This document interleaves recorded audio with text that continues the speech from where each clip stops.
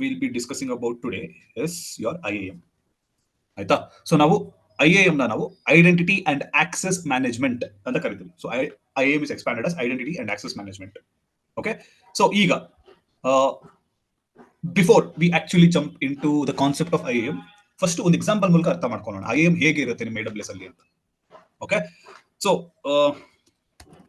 Let's say there is one office building, ಒಂದು company building ಇರುತ್ತೆ. And this company building will have different floors.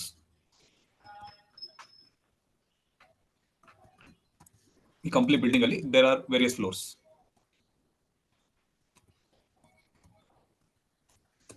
ಮತ್ತೆ ಈ ಪ್ರತಿಯೊಂದು floor ಇರುತ್ತಲ್ಲ, ಆ ಪ್ರತಿಯೊಂದು ಫ್ಲೋರ್ ಅನ್ನು ಒಂದೊಂದು ಡಿಪಾರ್ಟ್ಮೆಂಟ್ಗೆ ಅಂತ ಅವರು ಅಲೋಕೇಟ್ ಮಾಡಿರ್ತಾರೆ. ಲೈಕ್ ಗ್ರೌಂಡ್ ಫ್ಲೋರ್ ಅಲ್ಲಿ IT ಟೀಮ್ ಅವರು ವರ್ಕ್ ಮಾಡ್ತಿರ್ತಾರೆ. And in the first floor there will be development team. And in the second floor there is sales team, and in the last floor there is HR team. Okay, so ಈಗ ಈ IT team ಅವ್ರದ್ದು ಏನ್ ಕೆಲಸ, obviously in case ಏನಾದ್ರು ಯಾರಾದ್ರೂ laptops ಅಲ್ಲಿ issue ಬಂದ್ರೆ ಅಥವಾ ಸಾಫ್ಟ್ವೇರ್ ಇನ್ಸ್ಟಾಲ್ ಮಾಡಬೇಕಾದ್ರೆ ಏನಾದ್ರು ಪ್ರಾಬ್ಲಮ್ ಆದ್ರೆ ಅದನ್ನೆಲ್ಲ ರಿಸಾಲ್ವ್ ಮಾಡುವಂಥದ್ದು IT ಟೀಮ್ ರೆಸ್ಪಾನ್ಸಿಬಿಲಿಟಿ. ಆಯ್ತಾ? Coming to development team. So ಈಗ ಈ ಡೆವಲಪ್ಮೆಂಟ್ ಟೀಮ್ ರೆಸ್ಪಾನ್ಸಿಬಿಲಿಟೀಸ್ ಏನಂದ್ರೆ ಕೋಡ್ ನ ಬರೆಯೋದು, ಕೋಡ್ ನ ಬಿಲ್ಡ್ ಮಾಡೋದು, ಅಪ್ಲಿಕೇಶನ್ ಡಿಪ್ಲಾಯ್ ಮಾಡೋದು, ಸಾಫ್ಟ್ವೇರ್ ಡೆವಲಪ್ಮೆಂಟ್ ಮಾಡೋದು. ಸೊ ಇದೆಲ್ಲ ಡೆವಲಪ್ಮೆಂಟ್ ಟೀಮ್ ಕೆಲಸ. Coming to the sales team, so sales team or hege andre they'll be handling clients whoever are availing service of this particular company. ee company avar kadeyinda yaru service na tagondidare avargella client sales team ಅವರು service na provide ಮಾಡ್ತಾ ಇರ್ತಾರೆ. ಆಯ್ತಾ? ಮತ್ತೆ ಕಂಪನಿಗೆ ಹೊಸ clients ನ ಹುಡುಕೋದು, ಇದೆಲ್ಲ ಈ ಸೇಲ್ಸ್ ಟೀಮ್ ನ ಕೆಲಸ. Next there is HR team. Obviously HR team ಬಗ್ಗೆ ನಿಮಗೆ ಗೊತ್ತಿರುತ್ತೆ. they'll be focusing on hiring, recruiting and also on making sure the employees in the company are following the protocols. ಆಯ್ತಾ? So ಈ ತರ ಪ್ರತಿಯೊಂದು department ಅದರದೇ ಆದಂತಹ ಒಂದು ರೋಲ್ಸ್ ಅಂಡ್ ರೆಸ್ಪಾನ್ಸಿಬಿಲಿಟೀಸ್ ಇರುತ್ತೆ. ಆಯ್ತಾ? ಈಗ ಈ ಪ್ರತಿಯೊಂದು ಡಿಪಾರ್ಟ್ಮೆಂಟ್ ಅಲ್ಲೂ let's say there are people who are working. Each and every department will have certain amount of people working in their department.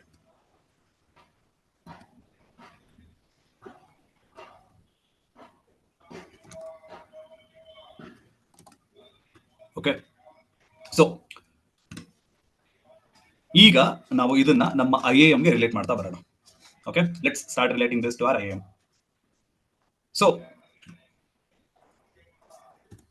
First ಈ ಆಫೀಸ್ ಬಿಲ್ಡಿಂಗ್ ಏನ್ ನೀವು ನೋಡ್ತಿದ್ದೀರಲ್ಲ ಇಲ್ಲಿ, whatever the office building that we have here, that represents your AWS account. ಇದು ನಿಮ್ಮ AWS account ನ represent ಮಾಡುತ್ತೆ. Okay, and ಈ ಪ್ರತಿ ಒಂದು ಡಿಪಾರ್ಟ್ಮೆಂಟ್ ಅಲ್ಲೂ ಪ್ರತಿಯೊಬ್ರು ಎಂಪ್ಲಾಯಿ ಇರ್ತಾರೆ ಅಂತ ನಾನು ಹೇಳಿದೆ ಅಲ್ವಾ. So obviously each every department there will be employees who are working. Okay, and these are permanent employees. ಆಯ್ತಾ? ಪ್ರತಿಯೊಂದು ಕಂಪನಿ ಅಂತ ತಗೊಂಡ್ರು there will be certain permanent employees, there are certain contract based employees ಎಲ್ಲ ಇರ್ತಾರಲ್ಲ. So ಆ ತರ there are permanent employees in this company. Okay, so ಇಲ್ಲಿ ಈ ಎಂಪ್ಲಾಯೀಸ್ ಯಾರು ಇದ್ದಾರೆ, the permanent employees basically these permanent employees represent your IAM user. ಆಯ್ತಾ? And let's say ಈಗ ಡೆವಲಪ್ಮೆಂಟ್ ಟೀಮ್ ಅಲ್ಲಿ ಯಾವುದೋ ಒಂದು ಸ್ಕಿಲ್ ಸೆಟ್ ನ ಕೊರತೆ ಇದೆ. ಆಯ್ತಾ? The existing team are not able to do a certain task because of that particular technology is a little new. ಆಯ್ತಾ? ಸೊ ಅದರಿಂದ ಅವ್ರಿಗೆ ಒಂದು ಟಾಸ್ಕ್ ನ ಮಾಡಕ್ ಆಗ್ತಿಲ್ಲ.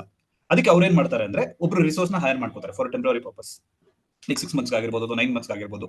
So they will hire a particular resource. ಆಯ್ತಾ? ಈ ರಿಸೋರ್ಸ್ ನ ಹೈರ್ ಮಾಡಿದಾಗ he will be working on that particular company on a contract. ಆಯ್ತಾ? ಅವರು ಪರ್ಮನೆಂಟ್ ಎಂಪ್ಲಾಯ್ ಆಗಿ ವರ್ಕ್ ಮಾಡಲ್ಲ, ಅವರು ಕಾಂಟ್ರಾಕ್ಟ್ ಬೇಸಿಸ್ ಮೇಲೆ ವರ್ಕ್ ಮಾಡ್ತಾ ಇರ್ತಾರೆ. So basically for temporary duration. ಆಯ್ತಾ? ಸೊ ಆ ತರ there will be a particular temporary employee, and that particular temporary employee represents our IAM role. Okay, ನಿಮ್ಮ IAM ಅಲ್ಲಿ ರೋಲ್ ಅಂತ ಬರುತ್ತೆ. So these temporary employees who are working in this company who have temporary access, ಅದನ್ನ ನಾವು IAM roll ಅನ್ನೋದ್ರ ಮುಖಾಂತರ ಅರ್ಥ ಮಾಡ್ಕೋತೀವಿ. ಆಯ್ತಾ? And permanent employees are the employees who R ಬಿಟ್ಟು ಬೇರೆ ಎಲ್ಲೂ ಹೋಗಲ್ಲ. ಓಕೆ, ಅವ್ರನ್ನ ಪರ್ಮನೆಂಟ್ ಆಗಿ ಅಂತ ಹೈರ್ ಮಾಡಿರೋದು. ಬಟ್ ಈ ಟೆಂಪರರಿ ಬೇಸ್ಡ್ ಎಂಪ್ಲಾಯೀಸ್ ಗಳನ್ನೆಲ್ಲ ಕಾಂಟ್ರಾಕ್ಟ್ ಬೇಸಿಸ್ ಮೇಲೆ ಹೈರ್ ಮಾಡಿರ್ತಾರೆ. After certain period of time they have to leave. ಆಯ್ತಾ? ನೆಕ್ಸ್ಟ್ ಈ ಪ್ರತಿಯೊಂದು ಎಂಪ್ಲಾಯಿ ನಾವು ಇಲ್ಲಿ ನೋಡ್ತಿದೀವಲ್ಲ, HR ಟೀಮ್ ಅಲ್ಲಿ ಇರುವಂತ ಎಂಪ್ಲಾಯಿ ಆಗಲಿ ಅಥವಾ ಸೇಲ್ಸ್ ಟೀಮ್ ಅಲ್ಲಿ ಇರುವಂತ ಎಂಪ್ಲಾಯಿ ಆಗಲಿ, ಡೆವಲಪ್ಮೆಂಟ್ IT ಟೀಮ್, ಈ ಪ್ರತಿಯೊಂದು ಎಂಪ್ಲಾಯಿಗೂ ಅವರದೇ ಆದಂತಹ ಒಂದು ರೋಲ್ಸ್ ಅಂಡ್ ರೆಸ್ಪಾನ್ಸಿಬಿಲಿಟೀಸ್ ಇರುತ್ತೆ. Like I told you, HR team ಅವ್ರದೇ ಆದಂತಹ ಕೆಲಸಗಳಿರುತ್ತೆ, ಹೈರಿಂಗ್ ಆಗಲಿ, ರೆಕ್ರೂಟಿಂಗ್ ಆಗಲಿ. Similarly sales team, dev team and IT team. ಈಗ ಅವ್ರದೇ ಆದಂತಹ ರೂಲ್ಸ್ ಅಂಡ್ ರೆಸ್ಪಾನ್ಸಿಬಿಲಿಟೀಸ್ ಜೊತೆ these employees will also have certain restrictions, certain permissions. ಹೇಗೆ ಅಂದ್ರೆ, ಈ ಸೇಲ್ಸ್ ಟೀಮ್ ಇದೆಯಲ್ಲ ಇಲ್ಲಿ, whatever the sales team, this sales team cannot visit the development team floor. So basically ಇವ್ರು ಏನ್ ID ಕಾರ್ಡ್ ಯೂಸ್ ಮಾಡ್ಕೊಂಡು sales team ಫ್ಲೋರ್ಗೆ entry ಆಗ್ತಾರಲ್ಲ, the same ID card cannot be used to enter in to the dev team floor. ಆಯ್ತಾ? And similarly dev team ಕೂಡ ಈ sales team floor ನ entry ಆಗಕ್ಕಾಗಲ್ಲ. So people are the employees are working in the dev team, they can't enter the sales team floor. Okay, so ಈ ತರ ಕೆಲವು restrictions ಕೂಡ ಇರುತ್ತೆ. ಆಯ್ತಾ? But HR team can visit any of the floors and any of the employees can visit HR team and IT team also. IT team can visit any of the floors and any of the floors can visit IT team. ಆಯ್ತಾ? ಯಾಕಂದ್ರೆ obviously ಯಾರಿಗೆ ಬೇಕಾದ್ರೂ issue ಬರ್ಬೋದಲ್ವಾ. So to resolve those issues everyone should be able to visit the IT team. And HR ಕೂಡ ಅಷ್ಟೇ, ಯಾರಿಗಾದ್ರು ಏನಾದ್ರು inconvenience ಇದ್ರೆ ಕಂಪನಿಯಲ್ಲಿ ಕನ್ಸರ್ನ್ಸ್ ರೈಸ್ ಮಾಡಬೇಕು ಅಂದ್ರೆ ಅಂತ ಇದ್ರೆ ಎಂಪ್ಲಾಯೀಸ್ಗಳು, ಅವರೆಲ್ಲ ಡೈರೆಕ್ಟ್ ಆಗಿ HR ಟೀಮ್ ಫ್ಲೋರ್ಗೆ ವಿಸಿಟ್ ಮಾಡಿ ರೈಸ್ ಮಾಡ್ಕೋಬಹುದು. ಆಯ್ತಾ? So this is how certain rules and regulations are applied. Okay, so ಈ ತರ ಏನಾದ್ರೂ ಕೆಲವು ರೂಲ್ಸ್ ಅಂಡ್ ರೆಗ್ಯುಲೇಷನ್ಸ್ ಇರುತ್ತಲ್ಲ, ಅದನ್ನ ನಾವು IAM ಪಾಲಿಸಿ ಅನ್ನೋದ್ರ ಮುಖಾಂತರ ನಾವು ರೆಪ್ರೆಸೆಂಟ್ ಮಾಡ್ತೀವಿ. ಓಕೆ, ಸೊ ಬೇಸಿಕಲಿ ನಿಮ್ಮ AWS ಅಕೌಂಟ್ ಒಂದು ಆಫೀಸ್ ಬಿಲ್ಡಿಂಗ್ ತರ. ಆಯ್ತಾ? ಈ ಆಫೀಸ್ ಬಿಲ್ಡಿಂಗ್ ಅಲ್ಲಿ there may be permanent employees and temporary employees also. Just like how we have in our AWS, IAM user as a permanent user and a role which is a temporary identity. ಆಯ್ತಾ? So ಆ ತರ permanent ಮತ್ತೆ temporary ಪರ್ಪಸ್ಗೂ ಕೂಡ ನೀವು permissions ಕೊಡ್ಬೋದು. Next, ನೀವು ಏನೇನು restriction ಹಾಕಬೇಕು ಅಂತ ಅನ್ಕೊಂಡಿರ್ತೀರಾ, just like how we have restrictions in our office building for certain employees, there are certain rules and regulations that each and every employee has. Similarly, for each and every user or a role, there will be certain permissions, and those permissions will be given with the help of IAM policies. ಆಯ್ತಾ? So this is how your IAM is when it comes to your AWS account. Okay, these are the rules of IAM. ಆಯ್ತಾ? Then ನೀವು first AWS account create ಮಾಡಿದಾಗ, so whenever you created AWS account initially, you use your email ID ಮತ್ತೆ email ID ಇಂದ password ಇದನ್ನೆಲ್ಲ use ಮಾಡ್ಕೊಂಡು create ಮಾಡಿದ್ರಲ್ಲ, so the user name or the email ID whenever you created AWS account, ಅದನ್ನ ನಾವು root account ಅಂತ ಕರಿತೀವಿ. So whenever you log into your AWS account with the help of your email ID and password, we refer to that as a root account. Aita? And that root account shouldn't be shared with anyone because that's owner access. Our owner access ಆಗಿರೋದ್ರಿಂದ ಅದನ್ನ ನೀವು ಯಾರ ಜೊತೆಲೂ share ಮಾಡಬಾರದು. And forget about sharing. Even you yourself shouldn't be using it unnecessarily. Aita? So like I told you in the previous sessions itself, ಅದರಲ್ಲಿ unlimited access ಇರುತ್ತೆ. There are chances where you might accidentally launch certain services and unwanted billing ನ ನೀವು generate ಮಾಡುವಂತಹ ಸಾಧ್ಯತೆಗಳಿರುತ್ತೆ. So ಈ ರೀಸನ್ಗಳಿಂದ you shouldn't use root account unless it is necessary. Okay, ಮತ್ತೆ in case ಏನಾದರೂ ಕೆಲವು ಯೂಸರ್ಸ್ ಗಳಿದ್ರೆ AWS ಅಲ್ಲಿ, if you have created certain IAM users and if these users require common permissions, let's say ಎಲ್ಲ users ಗಳಿಗೂ similar EC2 permission ಮಾತ್ರ ಬೇಕಾಗಿರುತ್ತೆ. ಆಯ್ತಾ? In those situations what you can do is you can group all the IAM users to a particular group and provide permissions to the group. ಆಯ್ತಾ? Next, ಈ group ಏನೊಂದು ನೀವು create ಮಾಡ್ತೀರಲ್ಲ, ಈ group ಒಳಗೆ IAM ಯೂಸರ್ಸ್ ಮಾತ್ರ ಇರಕ್ಕೆ ಸಾಧ್ಯ. ಗ್ರೂಪ್ ಒಳಗೆ ಇನ್ನೊಂದು ಗ್ರೂಪ್ ಇರುವಂತಹ ಸಿನಾರಿಯೋ ಎಲ್ಲೂ ನೋಡಕ್ಕಾಗಲ್ಲ ನಾವು. ಓಕೆ, ನೆಕ್ಸ್ಟ್, ನೀವು ಏನೇ ಒಂದು IAM ಯೂಸರ್ ನೀವು ಕ್ರಿಯೇಟ್ ಮಾಡ್ತೀರಲ್ಲ, ಆ ಪರ್ಟಿಕ್ಯುಲರ್ IAM ಯೂಸರ್ ಯಾವುದೇ ಒಂದು ಗ್ರೂಪ್ಗೆ ಬಿಲಾಂಗ್ ಆಗೇ ಇರಬೇಕು ಅಂತ ಏನಿಲ್ಲ. He can also be as a lone user without being part of any of the groups. And also he can be part of multiple groups as well. ಒಂದೇ user multiple groups ಮಧ್ಯ ಕೂಡ ಅವನು ಇರಬಹುದು. ಆಯ್ತಾ? ನೌ ಅಥೆಂಟಿಕೇಶನ್ ಅಂದ್ರೆ ಏನು? So whenever you are logging in, ನೀವು Facebook, Instagram, LinkedIn ಯಾವ್ದಕ್ಕಾದ್ರೂ ಆಗ್ಲಿ, ನೀವು ಲಾಗಿನ್ ಆಗ್ಬೇಕಾದ್ರೆ ನಿಮ್ಮ ಇಮೇಲ್ ID ಮತ್ತೆ ಪಾಸ್ವರ್ಡ್ ಮುಖಾಂತರ ಫಸ್ಟ್ ಸ್ಟೆಪ್ ಏನಾಗುತ್ತೆ ಅಂದ್ರೆ ಅಥೆಂಟಿಕೇಶನ್ ಸ್ಟೆಪ್ ಆಗುತ್ತೆ. ಏನಿರುತ್ತೆ ಅಥೆಂಟಿಕೇಶನ್ ಸ್ಟೆಪ್ ಅಲ್ಲಿ ಅಂದ್ರೆ, if whoever is logging in to this particular platform, is that particular user a valid user? Does that user belong to this particular platform ಅಂತ ಅದು check ಮಾಡುತ್ತೆ. ಅದನ್ನ ನಾವು ಅಥೆಂಟಿಕೇಶನ್ ಪ್ರೋಸೆಸ್ ಅಂತ ಕರಿತೀವಿ. ಆಯ್ತಾ? So whenever you enter your user name or password and log in to any of the platforms, basically you are getting authenticated. ಆ process ನಾವು ಅಥೆಂಟಿಕೇಶನ್ ಅಂತ ಕರಿತೀವಿ. Similarly in your AWS also, whenever you enter your credentials and log in, the first step which happens is your authentication. Aita? Next, once authentication is done, AWS account ಒಳಗಡೆ login ಆಗಿದ್ದೀರಾ, authentication ಆಯ್ತು, AWS account ಒಳಗಡೆ login ಆಗ್ತೀರಾ. AWS account ಒಳಗಡೆ login ಆದ್ಮೇಲೆ AWS account ಅಲ್ಲಿ ನಿಮಗೆ ಏನೇನ್ ಪರ್ಮಿಷನ್ಸ್ ಇದಾವೆ, ಏನೇನ್ ಆಕ್ಸೆಸ್ ರೆಸ್ಟ್ರಿಕ್ಷನ್ಸ್ ಇದಾವೆ, ನಿಮಗೆ ಬೇಕಾಗಿರೋ ಆಕ್ಸೆಸ್ ಎಲ್ಲ ಇದೆಯಾ ಅನ್ನೋದನ್ನ ನಾವು ಆಥರೈಸೇಷನ್ ಮೂಲಕ ನಾವು ಡಿಫೈನ್ ಮಾಡ್ತೀವಿ. Okay, so basically authorization defines if you have the right access to do certain activity. ಆಯ್ತಾ, ನಿಮ್ಗೆ ಬೇಕಾಗಿರೋ ಪರ್ಮಿಷನ್ಸ್ ಎಲ್ಲ ಇದೆಯಾ ಅನ್ನೋದನ್ನ ಆಥರೈಸೇಷನ್ ಮುಖಾಂತರ ನಾವು ಡಿಫೈನ್ ಮಾಡ್ತೀವಿ. ಓಕೆ, ನೆಕ್ಸ್ಟ್ ನೀವು AWS ಅಕೌಂಟ್ ನ ಹೇಗೆ ಆಕ್ಸೆಸ್ ಮಾಡಬಹುದು ಅಥವಾ AWS ಅಕೌಂಟ್ ಅಲ್ಲಿ ಇರುವಂತಹ ರಿಸೋರ್ಸ್ ಹೇಗೆಲ್ಲ ಯೂಸ್ ಮಾಡಬಹುದು ಅಂದ್ರೆ, one is if you are AWS user. ಆಯ್ತಾ, ನೀವು AWS ಒಳಗೆ ನೀವು ಒಂದು IAM ಯೂಸರ್ ನ ಕ್ರಿಯೇಟ್ ಮಾಡಿ ಅಥವಾ IAM ರೋಲ್ ನ ಕ್ರಿಯೇಟ್ ಮಾಡಿ ಕೂಡ ನೀವು ಆಕ್ಸೆಸ್ ನ ಕೊಡಬಹುದು. Let's say I have a company. Okay, this is a general scenario. What happens in company, I have a AWS account, I'm a owner of my AWS account and I want to provide access to certain employees in my company. ಆಯ್ತಾ, ಒಂದೇ common account ಇರೋದ್ರಿಂದ ಎಲ್ಲ employees ಗಳು ಅದೇ account ಅಲ್ಲಿ work ಮಾಡ್ತಾ ಇರ್ತಾರೆ, because all our resources are deployed in that particular account. ಆಯ್ತಾ, ಅಂಡ್ ನಾನೇನ್ ಮಾಡ್ಬೇಕು, ಈಗ ಒಬ್ಬ ಎಂಪ್ಲಾಯಿಗೆ let's call him Ramesh. So Ramesh ಅನ್ನುವಂತ ಎಂಪ್ಲಾಯಿಗೆ EC2 ಇನ್ಸ್ಟೆನ್ಸ್ ಮೇಲೆ ವರ್ಕ್ ಮಾಡಕ್ಕೆ ಒಂದು ಪರ್ಮಿಷನ್ ಕೊಡಬೇಕು. Okay, so what I will be doing is I will create IAM user with the name Ramesh and provide him access to the EC2 console. ಆಯ್ತಾ, so that is one way. Okay, and in case ನಾನು roles ಗಳ ಮುಖಾಂತರ access ಕೊಡಬೇಕು ಅಂದ್ರೆ yes, that is also possible. ಆಯ್ತಾ, so ಇದನ್ನೆಲ್ಲ ನಾವು AWS users ಅಂತ ಕರಿತೀವಿ. Okay, where you are getting authenticated in the AWS page it self. ನಮ್ಮ AWS ಸೈನ್ ಇನ್ ಪೇಜ್ ಇರುತ್ತಲ್ಲ, ಅಲ್ಲಿ ನೀವು ಅಥೆಂಟಿಕೇಟ್ ಆಗ್ತಿರೋದ್ರಿಂದ ಇವನ್ನೆಲ್ಲ ನಾವು AWS ಯೂಸರ್ಸ್ ಅಂತ ಕರಿತೀವಿ. Okay, and there are also other ways where you can provide access to your AWS account. Apart from creating your IAM users or roles, there are also other ways where you can provide access to your AWS account. ಹೇಗೆ ಅಂದ್ರೆ, ಈಗ ಕಂಪ್ನಿಯಲ್ಲಿ ನೀವು join ಆಗಿದ ತಕ್ಷಣ ನಿಮ್ಗೊಂದು email ID ಅಂತ ಬರುತ್ತೆ ಅಲ್ವಾ, ಇಮೇಲ್ ಐಡಿ ಬರುತ್ತೆ, ಮತ್ತೆ UIN ಈ ತರ ಎಲ್ಲ ಬರುತ್ತೆ, ನಿಮ್ಗೆ ಯೂನಿಕ್ ಐಡಿಸ್ ಗಳೆಲ್ಲ ಬರುತ್ತೆ ಅಲ್ವಾ. ಈಗ ಇದೆಲ್ಲ ಹೇಗೆ ಜನರೇಟ್ ಆಗುತ್ತೆ ಅಂದ್ರೆ, there is something called as active directory. Okay, so as soon as a particular user or let's say a particular employee joins a company, ಆ ಎಂಪ್ಲಾಯಿ ನೇಮ್ ಅಲ್ಲಿ ಒಂದು ಇಮೇಲ್ ಐಡಿ ಮತ್ತೆ ಎಂಪ್ಲಾಯಿ ಬೇಕಾಗಿರುವಂತ ಪರ್ಮಿಷನ್ಸ್ ನೆಲ್ಲ assign ಮಾಡಕ್ಕೆ ಅಂತ active ಡೈರೆಕ್ಟರಿನ use ಮಾಡ್ತಾರೆ.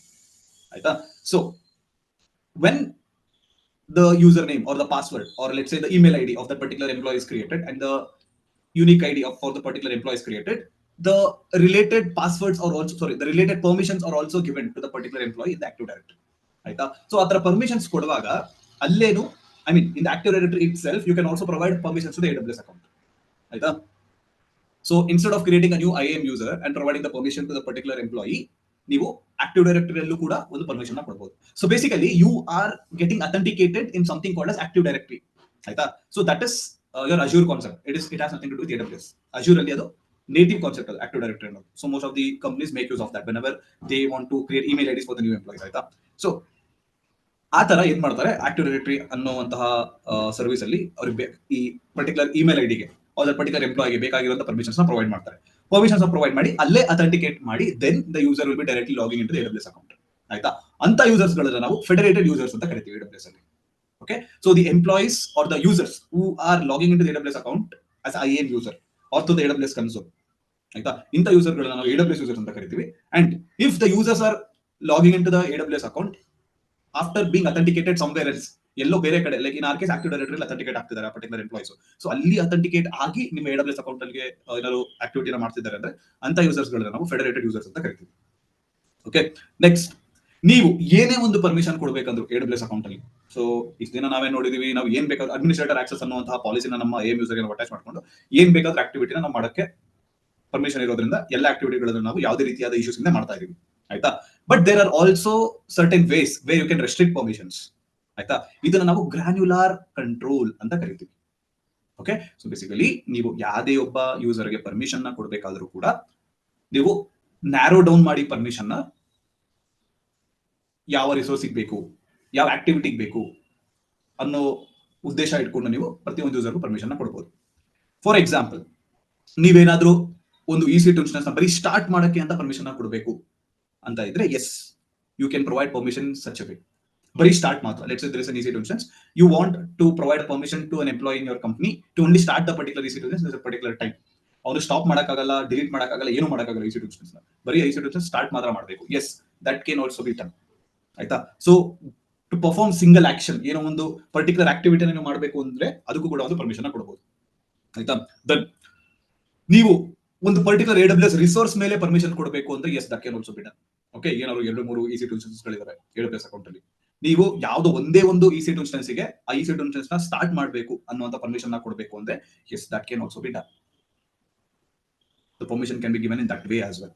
ಆಯ್ತಾ. ನೆಕ್ಸ್ಟ್,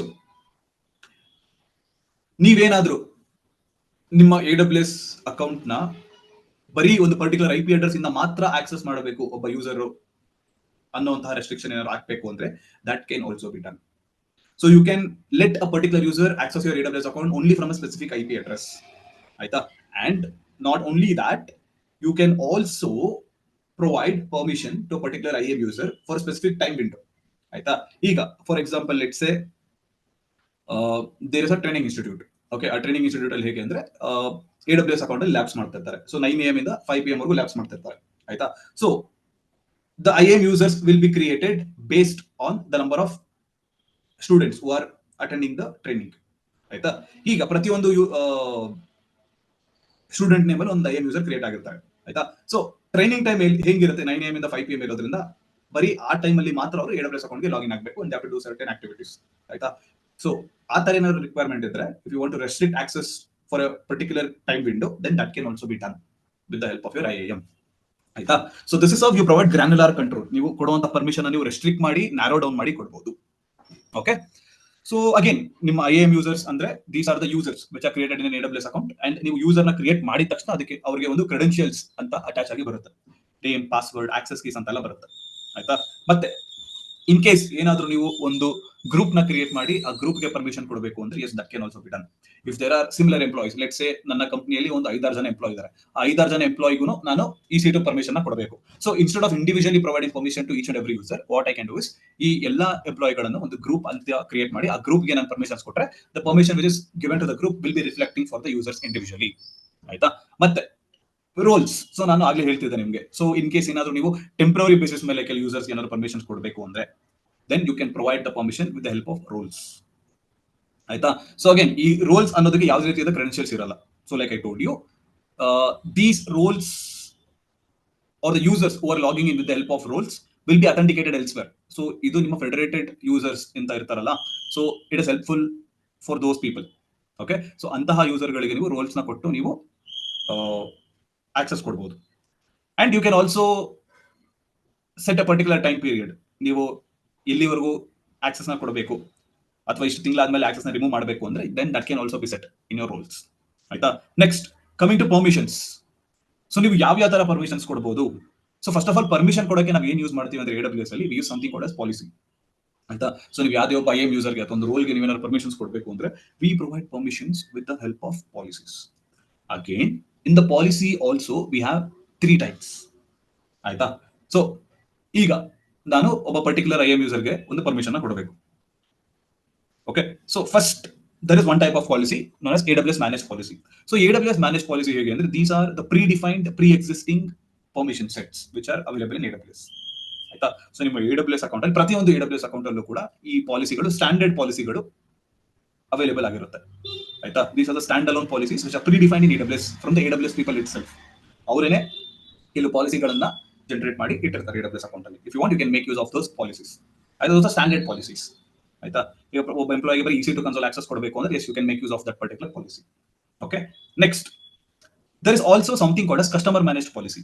ಸೊ ಇದನ್ನ ನೀವು ಯಾವಾಗ ಯೂಸ್ ಮಾಡ್ತೀರಾ ಅಂದ್ರೆ ಇನ್ case if you want to narrow down the permission, in case ನೀವೇನಾದ್ರು ಸ್ಪೆಸಿಫಿಕ್ ರಿಸೋರ್ಸಿಗೆ ಮಾತ್ರ ಪರ್ಮಿಷನ್ ಕೊಡಬೇಕು ಅಥವಾ ಸ್ಪೆಸಿಫಿಕ್ ಆಕ್ಷನ್ ಮಾತ್ರ ಪರ್ಮಿಷನ್ ಕೊಡಬೇಕು, ಈ ತರ ನ್ಯಾರೋ ಡೌನ್ ಏನಾದ್ರು ಮಾಡಬೇಕು ಅಂದ್ರೆ then you can go for customer manage policy. So ಈ ಕಸ್ಟಮರ್ ಮ್ಯಾನೇಜ್ ಪಾಲಿಸಿ ಇದೆಯಲ್ಲ, these are the policies which are created by us. We as the AWS users, we will be creating this customer managed policies. Okay. And ನೀವು ಯಾವುದೇ ರೀತಿಯಾದ AWS policy ಇರುತ್ತಲ್ಲ ಅಥವಾ AWS managed policy ಇರುತ್ತಲ್ಲ ಅದನ್ನ ನಾವೆಲ್ಲೂ use ಮಾಡ್ಕೊಳ್ಳೋಕೆ ಹೋಗಲ್ಲ in the customer managed policy. If you want, you can just refer those AWS managed policies and you can create your customer managed policies. Okay. And also there is one more type of policy called as inline policy. Okay. So inline policy ಹೇಗೆ ಅಂದ್ರೆ these are the policies which are directly attached or directly embedded onto the user. ನೀವೇನೊಂದು IAM user ಅಥವಾ group create ಮಾಡ್ತಿರಲ್ಲ, ಆ particular ಯೂಸರ್ಗೆ ಅಥವಾ ಗ್ರೂಪ್ಗೆ ನೀವು direct ಆಗಿ ಈ ಪಾಲಿಸಿನ ಅಟ್ಯಾಚ್ ಮಾಡಬಹುದು. And this inline policy will be dedicated to only that particular user. ಆ ಇನ್ಲೈನ್ ಪಾಲಿಸಿನ ಒಬ್ಬ ಯೂಸರ್ಗೆ ಅಟ್ಯಾಚ್ ಮಾಡಿದ್ರೆ that's it. You can use that inline policy to some other user as well. ಆಯ್ತಾ. So that is how your inline policies work. Okay. So this is how your IAM policy looks. ಆಯ್ತಾ. ಈ ತರ ನೀವು permission ನ ಕೊಡಬಹುದು. Same ನೀವು bucket policy ನೋಡಿದಿರಲ್ಲ, ಇದು ಕೂಡ ಅದೇ ತರ ಬರುತ್ತೆ. You have a JSON format and using the JSON format you will be providing permissions to the IAM users. ಆಯ್ತಾ. ಸೊ ನೋಡೋಣ ಅದ್ರ ಬಗ್ಗೆ ಇನ್ನು ಜಾಸ್ತಿ ತಿಳ್ಕೊಳ್ಳೋಣ ನಾವು ಹಳೆ ಲ್ಯಾಬ್ ಮಾಡುವಾಗ. ಓಕೆ, ನೆಕ್ಸ್ಟ್ ಪಾಲಿಸಿ ಇನ್ಹೆರಿಟೆನ್ಸ್ ಅಂತ ಒಂದು ಕಾನ್ಸೆಪ್ಟ್ ಇದೆ.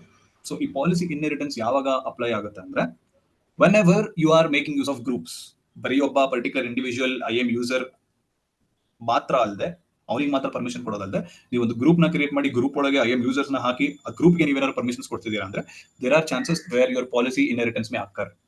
ಆಯ್ತಾ. ಸೊ ಯಾವಾಗ ಈ ತರ ಒಂದು ಸಿನಾರಿಯೋ ಕ್ರಿಯೇಟ್ ಆಗುತ್ತೆ ಅಂತ ತಿಳ್ಕೊಳ್ಳೋಣ. ಸೊ ಫಸ್ಟ್ ಆಬ್ವಿಯಸ್ಲಿ ಒಂದು company. Okay, let's look from organisation point of view. So ಒಂದು ಕಂಪ್ನಿ ಇದೆ, ಆ ಕಂಪ್ನಿಯಲ್ಲಿ there are 3 different teams. Okay, there are 3 different teams in the company.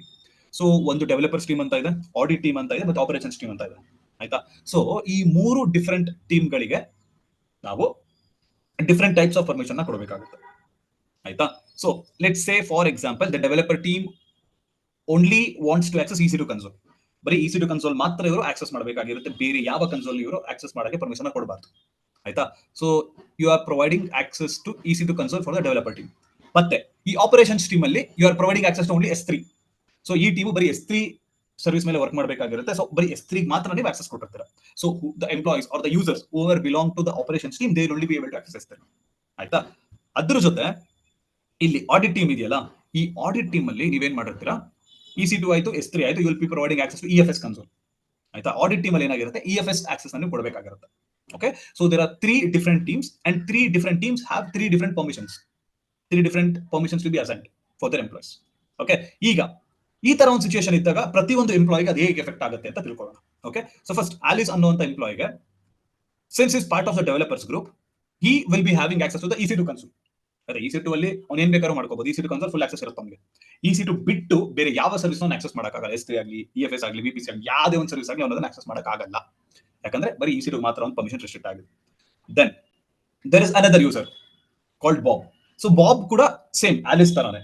Even he can't do any other activity apart from EC2 console ಅವ್ನು ಏನ್ ಬೇಕಾದ್ರೂ ಆಕ್ಟಿವಿಟಿನ ಮಾಡ್ಕೋಬಹುದು. EC2 console ಬಿಟ್ಟು ಅವನು ಹೊರಗಡೆ ಯಾವ ಸರ್ವಿಸ್ಗೂ ವಿಸಿಟ್ ಮಾಡಕ್ಕಾಗಲ್ಲ, ಯಾವ ಸರ್ವಿಸ್ ಅಲ್ಲಿ ಏನು ಆಕ್ಟಿವಿಟಿ ಮಾಡಕ್ಕಾಗಲ್ಲ. Then coming to Charles. So ಈ ಚಾರ್ಲ್ಸ್ ಇರ್ತಾನಲ್ಲ, ಇವನ್ಗೆ EC2 ಆಕ್ಸೆಸ್ ಇರುತ್ತೆ. ಓಕೆ, ಸಿನ್ಸ್ ಈ belongs to the developers group and EC2 permission is given to the developers group, Charles will be able to access the EC2 console. ಆಯ್ತಾ. Along with that ಇಲ್ಲಿ ಏನೊಂದು additional privilege ಇದೆ ಅಂದ್ರೆ ಚಾರ್ಲ್ಸ್ಗೆ, since is not only part of developers group and also part of the audit team, along with the EC2 permission ಈ will have EFS permission as well. ಆಯ್ತಾ. ಅವನಿಗೆ ಬರೀ EC2 permission ಒಂದೇ ಅಲ್ಲದೆ EFS ಪರ್ಮಿಷನ್ ಕೂಡ ಸಿಕ್ಕಿರುತ್ತೆ. ಆಗ ಏನಾಗುತ್ತೆ ಅಂದ್ರೆ, Charles along with the EC2 console you will be able to access EFS console as well. ಆಯ್ತಾ.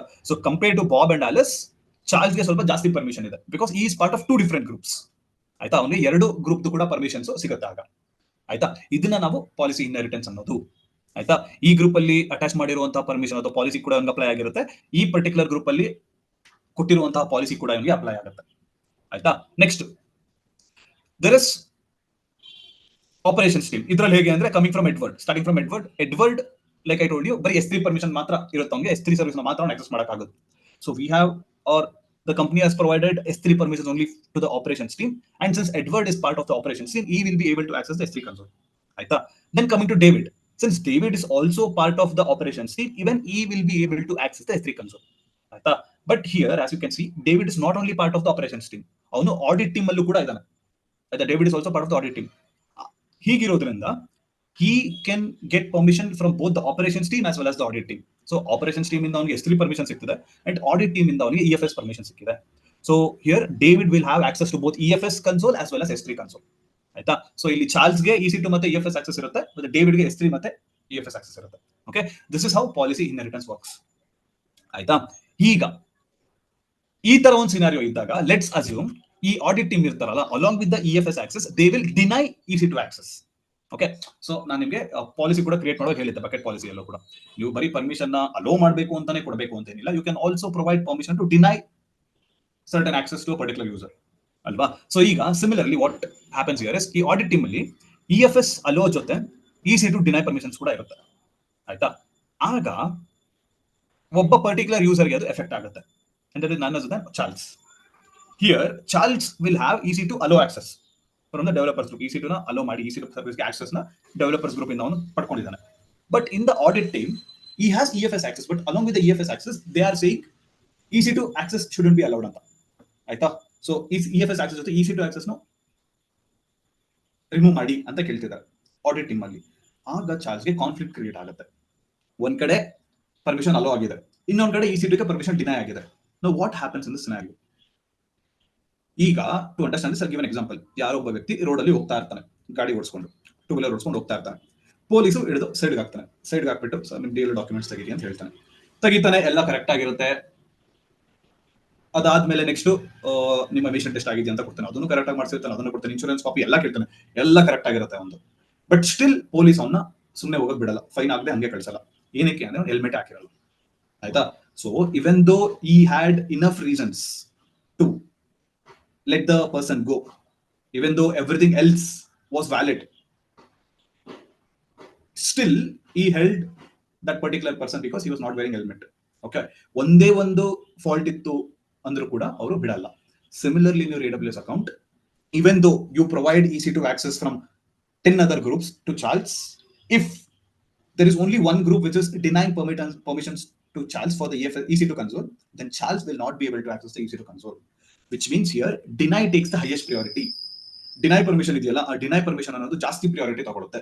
Even though there are 10 groups, or even if you attach individual permission to Charles to provide EC2 access, full EC2 access, if there is only one group which is disabling or which is denying access to EC2 console for Charles, he will not be able to access EC2 console. Aita? So deny takes the highest priority always. Aita? So that is how your policy inheritance works. Okay?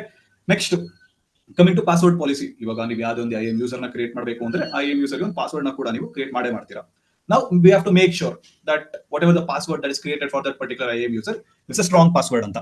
So ಏನಕ್ಕೆ strong password ನ use ಮಾಡ್ತೀವಿ ಅಂದ್ರೆ to make sure the passwords are not being stolen and ಈಸಿಯಾಗಿ ಯಾರು ಕೂಡ ನಿಮ್ಮ AWS account ನ access ಮಾಡದೇ ಇರೋ ತರ ನೋಡ್ಕೊಳ್ಳೋಕೆ ನಾವು ಏನ್ ಮಾಡ್ತೀವಿ, ಪಾಸ್ವರ್ಡ್ ನ ನಾವು ಸ್ಟ್ರಾಂಗ್ ಆಗಿ ಇಟ್ಕೋತೀವಿ ಅಲ್ವಾ. ಈಗ ಈ ತರ ಒಂದು ಸ್ಟ್ರಾಂಗ್ ಪಾಸ್ವರ್ಡ್ ನ ಸೆಟಪ್ ಮಾಡಬೇಕು ಅಂದ್ರೆ what are certain restrictions or what are certain password policies that you should follow? First one, you have to include uppercase letters. So basically ನಿಮ್ಮ ಪಾಸ್ವರ್ಡ್ ಒಂದು ಅಪ್ಪರ್ ಕೇಸ್ ಲೆಟರ್ ಮತ್ತೆ lower case letter, numbers, ಇದೆಲ್ಲ ಅದು ಇರುವಂತಹ ಒಂದು combination ಆಗಿರಬೇಕು. ಆಯ್ತಾ? So ಇದೆಲ್ಲ ಇರುವಂತಹ ಒಂದು ಕಾಂಬಿನೇಷನ್ ಆಗಿದ್ರೆ then your password will be a very strong password. ಆಯ್ತಾ? Upper case letter, lower case letters, numbers, non alphanumeric character, special characters ಎಲ್ಲ ಇದ್ರೆ ನಿಮ್ಮ ಪಾಸ್ವರ್ಡ್ ಸ್ಟ್ರಾಂಗ್ ಆಗಿರುತ್ತೆ. And also you have to make sure the minimum length set for the password. Usually minimum 8 characters ಇರಬೇಕು ನಿಮ್ಮ password ಅಂತ ಹೇಳ್ತಾರೆ, which will make the password strong. So ನೀವು ಕೂಡ ನಿಮ್ಮ ಪಾಸ್ವರ್ಡ್ ನ ಸೆಟಪ್ ಮಾಡಬೇಕು ಅಂತ AWS ಅಕೌಂಟ್ ಅಲ್ಲಿ you have to make sure that your password is strong by following all these password policies. ಆಯ್ತಾ? Next, you should also provide a permission for the IAM users to change their own passwords. ಅಂದ್ರೆ ಇವಾಗ ನೀವು ಒಬ್ಬ account owner in an organisation, you are handling the AWS account and you are providing access to the employees in your AWS account. ಆಯ್ತಾ? ಪ್ರತಿಯೊಂದು ಎಂಪ್ಲಾಯಿಗೂ ನೀವು access ನ provide ಮಾಡ್ತಿದ್ದೀರಿ AWS account ಅಲ್ಲಿ. ಆಯ್ತಾ? ಈಗ ಆ ಪ್ರತಿಯೊಂದು ಎಂಪ್ಲಾಯಿಗೂ you have to make sure that particular employee will use his own password ಅಂತ. ಓಕೆ? ಇಲ್ಲ ನೀವೇ ಪ್ರತಿಯೊಂದು ಯೂಸರ್ಗೂ ಪಾಸ್ವರ್ಡ್ ನ ಕ್ರಿಯೇಟ್ ಮಾಡ್ಕೊಟ್ರೆ ಹೇಗಿರುತ್ತೆ ಅದನ್ನ ಸರಿ ನೋಡೋಣ. Let's say there is Ramesh, Suresh and Mahesh. These are the 3 employees who are working in the company. ಆಯ್ತಾ?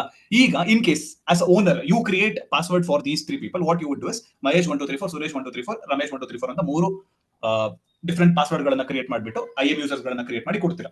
ಆಯ್ತಾ? ಸೊ ರಮೇಶ್ ಏನ್ ಮಾಡ್ತಾನೆ, ಅವ್ನು ಲಾಗಿನ್ ಆಗ್ತಾನೆ. ಲಾಗಿನ್ ಆಗೋಕೆ ಒಂದು ಪಾಸ್ವರ್ಡ್ ನೋಡ್ತಾನೆ, ಓಕೆ ರಮೇಶ್ 1234 ಅಂತ ಇದೆ ಅಂತ ಅವ್ನು ಅರ್ಥ ಮಾಡ್ಕೊತಾನೆ. ದೆನ್ ಇಲ್ ಸ್ಟಾರ್ಟ್ ಗೆಸ್ಸಿಂಗ್, ಓಕೆ ನನ್ನ ಪಾಸ್ವರ್ಡ್ ರಮೇಶ್ 1234 ಅಂತ ಇದೆಯಲ್ಲ, what if Mahesh password is also Mahesh 1234, what is Suresh password is also Suresh 1234 ಅಂತ ಅವ್ನು ಅಸ್ಯೂಮ್ ಮಾಡ್ಕೊಂಡು ಏನ್ ಮಾಡ್ತಾನೆ, ಅವ್ರ ಪಾಸ್ವರ್ಡ್ ಗಳಿಂದ ಲಾಗಿನ್ ಆಗಕ್ಕೆ ಟ್ರೈ ಮಾಡ್ತಾನೆ.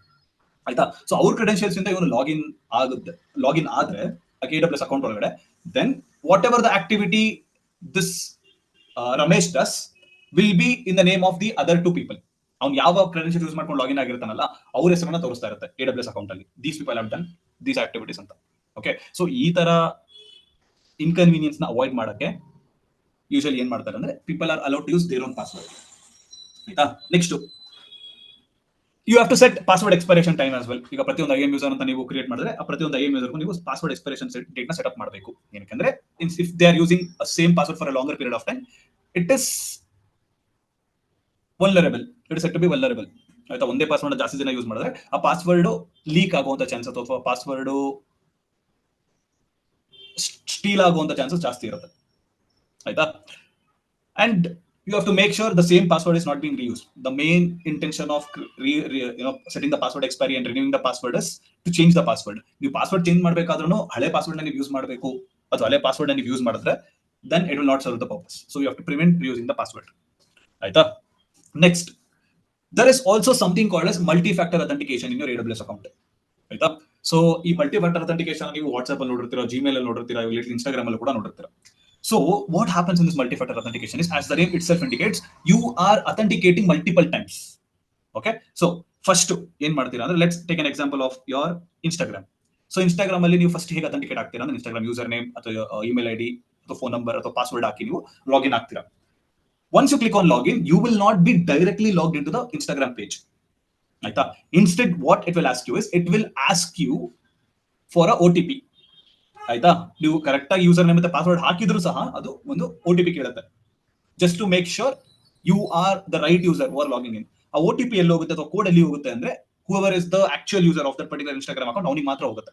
ಸೊ ಈ ತರ ಇನ್ ಕೇಸ್ ಏನಾದ್ರು ಬೇರೆ ಯಾರಿಗೂ ನಿಮ್ಮ ಅಕೌಂಟ್ ಐಡಿ ಮತ್ತೆ ಪಾಸ್ವರ್ಡ್ ಸಿಕ್ಕಿ ಅವರೇನ ಲಾಗಿನ್ ಆಗಕ್ಕೆ ಟ್ರೈ ಮಾಡ್ತಿದ್ದಾರೆ ಅಂದ್ರೆ, if there is MFA you will be getting the OTP. ಆಯ್ತಾ, ನಿಮಗೆ OTP ಅಥವಾ ಕೋಡ್ ಬರ್ತಾ ಇರುತ್ತೆ. Okay, because of that your account is made secure. Okay, ಅದಕ್ಕೆ ನಾವು ಮಲ್ಟಿ-ಫ್ಯಾಕ್ಟರ್ ಅಥೆಂಟಿಕೇಶನ್ ಯೂಸ್ ಮಾಡೋದು. For your AWS account also, you can make use of the multi-factor authentication feature.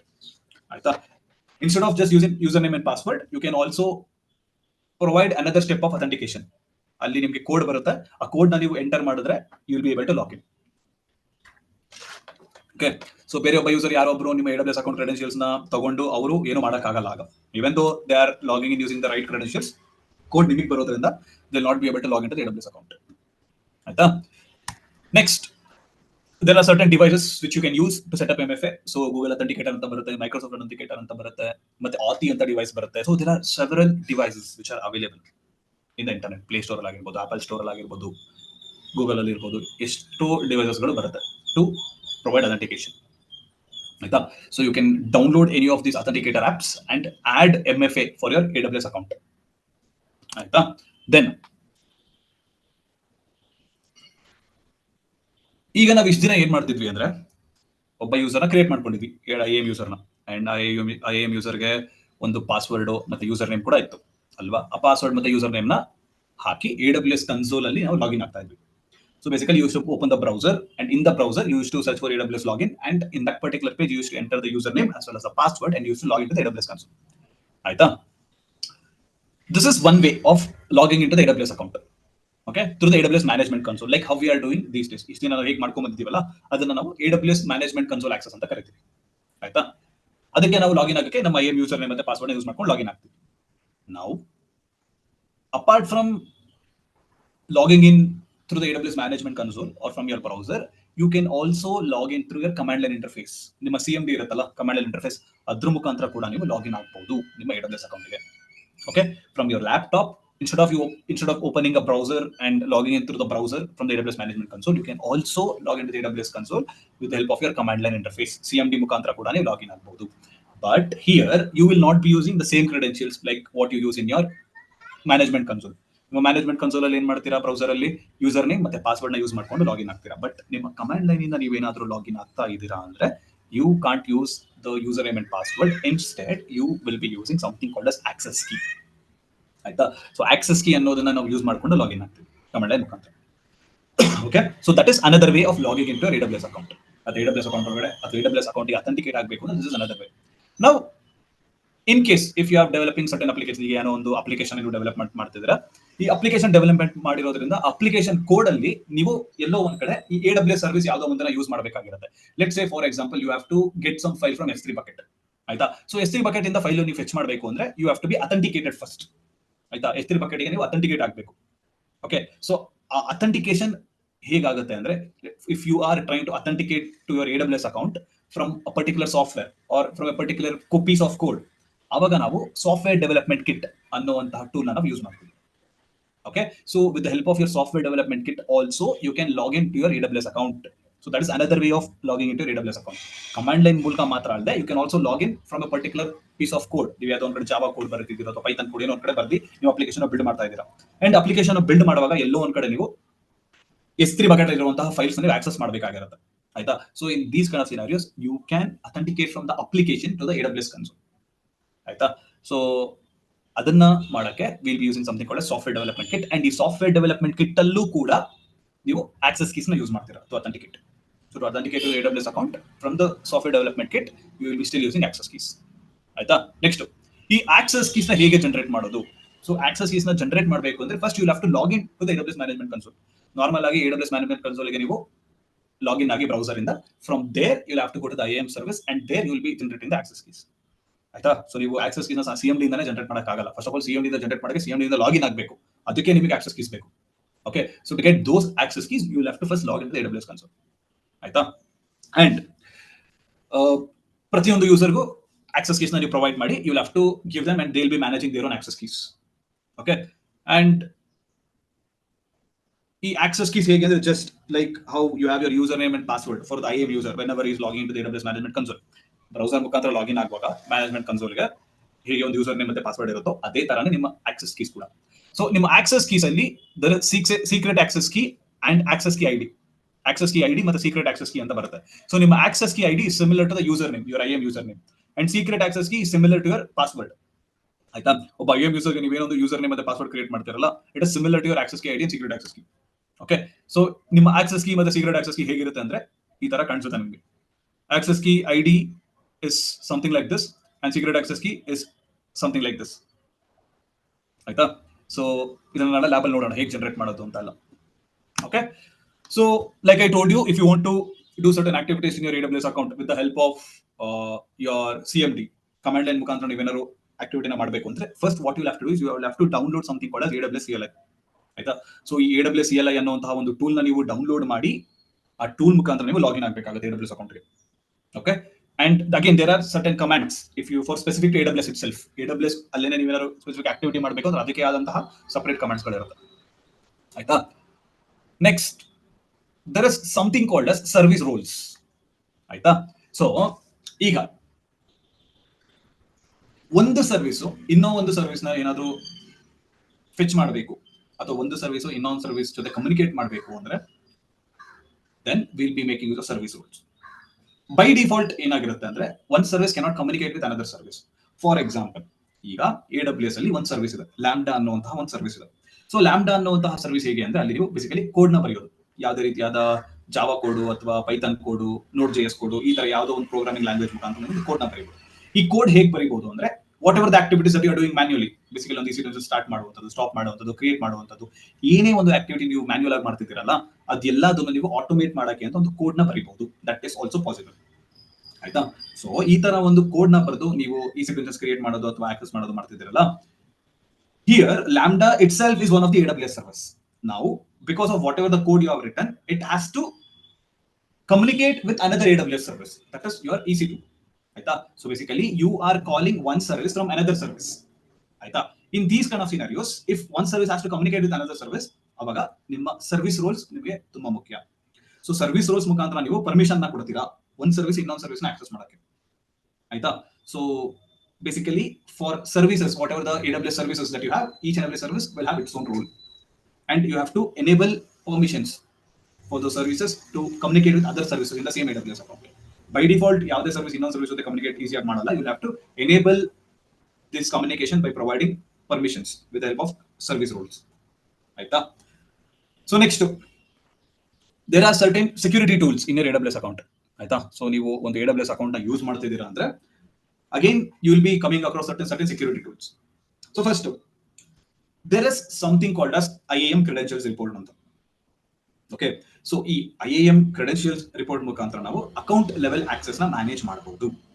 Okay, so ಈಗ ನೀವು ಒಂದು AWS account ನ create ಮಾಡಿರ್ತೀರಾ. So let's say again from an organization perspective, you are a owner, you have created the AWS account and you have created certain users in your AWS account. ಕೆಲವು users ಗಳನ್ನ create ಮಾಡಿದ್ದೀರಾ. When I say users, these are your IAM users. ಆಯ್ತಾ? So ಈ ತರ IAM user ಗಳನ್ನ ನೀವು create ಮಾಡಿರೋದ್ರಿಂದ, let's say you want to see the list of all the IAM users that you have created and their password status. ಅದನ್ನೆಲ್ಲ ನೋಡಬೇಕು ಅಂದ್ರೆ ನೀವು IAM credentials ರಿಪೋರ್ಟ್ ಮುಖಾಂತರ ನೀವು ಡೀಟೇಲ್ಸ್ ನೆಲ್ಲ ಫೆಚ್ ಮಾಡಬಹುದು. Okay, so from the IAM credentials report you will get all the details of whoever is IAM user in your AWS account and when they last logged into the IAM to the AWS account and when they have changed their password. ಈ ತರ details ಗಳೆಲ್ಲ ನಿಮಗೆ IAM credentials report ಮುಖಾಂತರ ಸಿಗುತ್ತೆ. So basically ಯಾವಾಗ last login ಆಗಿದ್ರು, ಯಾವಾಗ ಅವ್ರ ಪಾಸ್ವರ್ಡ್ ಚೇಂಜ್ ಮಾಡಿದ್ರು, ಪಾಸ್ವರ್ಡ್ ಏನಾದ್ರು ಎಕ್ಸ್ಪೈರ್ ಆಗ್ತಿದ್ಯಾ, ಇದೆಲ್ಲ ಕಾಣಿಸುತ್ತೆ ನಿಮಗೆ ಇನ್ ದ ಕ್ರೆಡೆನ್ಷಿಯಲ್ಸ್ ರಿಪೋರ್ಟ್. ಆಯ್ತಾ? Then there is something called as IAM access advisor. ಈ IAM access advisor ಅಲ್ಲಿ ನಿಮಗೆ ಯೂಸರ್ ಲೆವೆಲ್ ಡೀಟೇಲ್ಸ್ ಸಿಗುತ್ತೆ. ಆಯ್ತಾ? So if you are account owner who has created several IAM users for the employees in your company, and if you want to get to know which particular employee is accessing which particular service anta, you can make use of the IAM access advisor. ಆಯ್ತಾ? So let's ಸೇ ಮಹೇಶ್ ಅನ್ನುವಂತಹ ಒಂದು ಎಂಪ್ಲಾಯಿಗೆ ನೀವು EC2 access ಮತ್ತೆ S3 access ಎರಡು ಕೊಟ್ಟಿರ್ತೀರಾ. ಆಯ್ತಾ? Because of the requirement he would be needing both EC2 access as well as S3 access. So ಅವನೇನ್ ಮಾಡ್ತಾನೆ, ಒಂದು 2 ದಿನ EC2 ಮತ್ತೆ S3 ಎರಡನ್ನೂ ಆಕ್ಸೆಸ್ ಮಾಡ್ತಾ ಇರ್ತಾನೆ, ಎರಡನ್ನೂ ಯೂಸ್ ಮಾಡ್ತಾ ಇರ್ತಾನೆ ಸರ್ವಿಸ್ನ. And after 2 days nearly a month has gone and he has not accessed S3. ಬರೀ EC2 ಮಾತ್ರ ಆಕ್ಸೆಸ್ ಮಾಡ್ತಿರ್ತಾನೆ, S3 ಆಕ್ಸೆಸ್ ಮಾಡ್ತಿರಲ್ಲ ಅವನು. ಅದನ್ನ ನೀವು ಕ್ರೆಡೆನ್ಷಿಯಲ್ಸ್ ಅಥವಾ ನಿಮ್ಮ ಆಕ್ಸೆಸ್ ಅಡ್ವೈಸರ್ ಮೂಲಕ ನೀವು ತಿಳ್ಕೋಬಹುದು. Now since Mahesh is not accessing S3 and he is only accessing EC2, you can remove the S3 permissions and only provide EC2 permission. ಆಯ್ತಾ? ಸೊ ಈ ತರ ಪಾಲಿಸೀಸ್ ಗಳನ್ನ ರಿವೈಸ್ ಮಾಡಕ್ಕೆ, ಪರ್ಮಿಷನ್ಸ್ ಗಳನ್ನ ಅಪ್ಡೇಟ್ ಮಾಡಕ್ಕೆ, if a particular user doesn't require a particular access to a particular service, then you can remove the access using your access advisor. ಆಯ್ತಾ? So access advisor ಮೂಲಕ ನಿಮಗೆ user level access ಸಿಗುತ್ತೆ, user level information ಸಿಗುತ್ತೆ. Okay, then there are certain guidelines which you will have to follow whenever you are creating your IAM user or whenever you're using your AWS account. So as already mentioned, you shouldn't be using the root account except for setting up your AWS account. ನೀವು ಬೇರೆ ಯಾವ purpose ಗೂ root account ನ use ಮಾಡಬಾರದು. Okay, next, if you have organization and if there is one employee in your organization, you have to make sure you create only one IAM user for that one particular employee. ಆ ಒಂದೇ ಎಂಪ್ಲಾಯಿಗೆ ನೀವು multiple IAM users ಗಳನ್ನ create ಮಾಡಿಬಿಟ್ಟು multiple permissions ನ ಕೊಡೋದು recommended option ಅಲ್ಲ. Okay, that is not recommended because that will create confusion in the IAM console. ಆಯ್ತಾ? ನೆಕ್ಸ್ಟ್, ಇನ್ ಕೇಸ್ ಏನಾದ್ರೂ ನೀವು ಗ್ರೂಪ್ ಗೆ ಪರ್ಮಿಷನ್ಸ್ ಕೊಡಬೇಕು ಅಂದ್ರೆ, ಅಥವಾ if there are several employees who want to access certain services and all these employees, instead of you providing permission individually, ನೀವು ಏನ್ ಮಾಡಬಹುದು, ಒಂದು ಗ್ರೂಪ್ ನ ಕ್ರಿಯೇಟ್ ಮಾಡಿ ಗ್ರೂಪ್ ಗೆ ಯೂಸರ್ಸ್ ನ ಆಡ್ ಮಾಡಿ ಆ ಎಂಪ್ಲಾಯಿಗಳಿಗೆ ನೀವು ಗ್ರೂಪ್ ಗೆ ಪರ್ಮಿಷನ್ ಕೊಟ್ರೆ ಆ ಎಲ್ಲ ಪರ್ಮಿಷನ್ ಎಂಪ್ಲಾಯಿಗಳಿಗೆ ರಿಫ್ಲೆಕ್ಟ್ ಆಗುತ್ತೆ. ಆಯ್ತಾ? Next, you have to create a strong password policy. ಆಯ್ತಾ? ನೀವು ಯಾವುದೇ ರೀತಿಯಾದ ಪಾಸ್ವರ್ಡ್ ಚೇಂಜ್ ಮಾಡಕ್ಕೆ ನೀವು ಒಂದು ಆಪ್ಷನ್ ಕೊಟ್ಟಿರ್ತೀರಲ್ಲ ನಿಮ್ಮ ಎಂಪ್ಲಾಯೀಸ್ ಗಳಿಗೆ. So whenever they are creating their own passwords, you have to make sure they create a strong password. and multi-factor authentication ನ ಯೂಸ್ ಮಾಡಕ್ಕೆ ನೀವು ಫೋರ್ಸ್ ಮಾಡಬೇಕು. ಆಯ್ತಾ? So you have to push the employees of your company to use multifactor authentication to make the account secure.